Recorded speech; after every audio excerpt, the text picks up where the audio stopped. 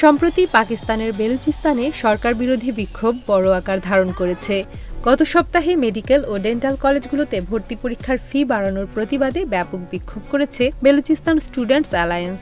বেলুচিস্তান প্রদেশে চীন সমর্থিত বিমানবন্দর প্রকল্পের বিরুদ্ধে সাধারণ মানুষের অসন্তোষ বাড়ছে বলেও মনে করেন বিশ্লেষকেরা।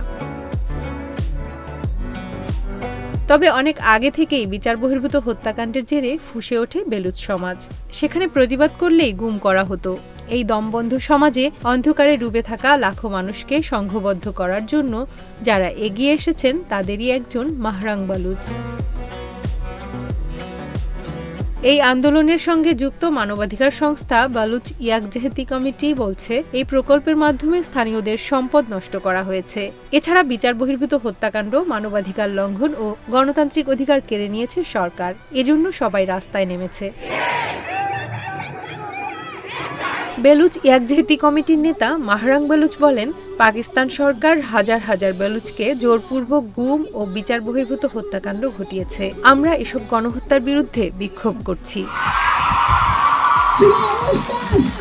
মাহরাং মনে করেন এটি তাদের বেঁচে থাকার লড়াইয়ে পরিণত হয়েছে।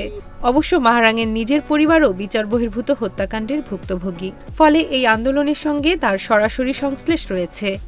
পাকিস্তানের পিতৃতান্ত্রিক সমাজ ব্যবস্থায় ৩১ বছর বয়সের এই অ্যাক্টিভিস্টের নেতৃত্ব দেওয়াটা খুব একটা সহজ ছিল না। আন্দোলনে যুক্ত থাকার কারণ হিসেবে মাহরাং বালুচ বলেন, আমি নিজেও এই দমনপীড়নের অন্যতম বলি। ২০০৬ সালে আমার বাবাকে অপহরণ করা হয়। এরপর ২০০৯ সালে মুক্তি দেওয়া হলেও ৬ মাস পর আবার তাকে তুলে নিয়ে যাওয়া হয়। এর ২ বছর পর ২০১১ সালে আমরা বাবার ক্ষতবিক্ষত মরদেহ পাই। পাকিস্তানের সাংবাদিক নাজির মাহমুদ সংবাদ মাধ্যম ডয়চে ভেলেকে দেওয়া সাক্ষাৎকারে নেতৃত্ব বদল প্রসঙ্গে বলেন, নেতৃত্বের ক্ষেত্রে বেলুচিস্তান একটি পরিবর্তন দেখেছে। গত ২৫ বছরে একের পর এক গুমের ঘটনার পরিস্থিতিতে পরিবর্তন এসেছে। এই ক্ষেত্রটিতে নারীদের চেয়ে পুরুষদের অনেক বেশি লক্ষ্যবস্তুতে পরিণত করা হয়েছে। নাজির মাহমুদ বলেন, আমার কাছে মনে হয় এখানকার নারীরা অনেক বেশি অসহায়। বিক্ষোভে অংশ নেওয়া বেশিরভাগ নারীরই দাবি তাদের স্বামীরা অপহরণের শিকার কিংবা তাদের জোরপূর্বক গুম করা হয়েছে। তাই আন্দোলনে বিপুল সংখ্যক নারী অংশ নিয়েছে। নাজির মাহমুদের বক্তব্য থেকে যে বিষয়টি স্পষ্ট করে জানা যায় সেটি হল, পাকিস্তানের সাবেক স্বৈরশাসক মোহাম্মদ জিয়াউল হকের সামরিক শাসনামলেও অনেক নারী ঘর থেকে বেরিয়ে আসেন। তখন একটি উইমেন অ্যাকশন ফোরামও ছিল। ৮০ দশকের শুরুতে সামরিক স্বৈরতন্ত্র এবং নারীদের দমিয়ে রাখার যেসব আইন ছিল সেসবের বিরুদ্ধে সোচ্চার হয়েছিলেন নারীরা। প্রয়োজনে রাস্তায় নেমে প্রতিবাদও করেন তারা। এই সাংবাদিক মনে করেন, মাহরাংও অধিকারবঞ্চিত নারীদের প্রেরণা যোগাবে। এখানকার নারীরা মাহরাংকে দেখে প্রতিবাদ করতে শিখছে। মাহরাং তাদের প্রেরণায় কেন্দ্রবিন্দুতে রয়েছে।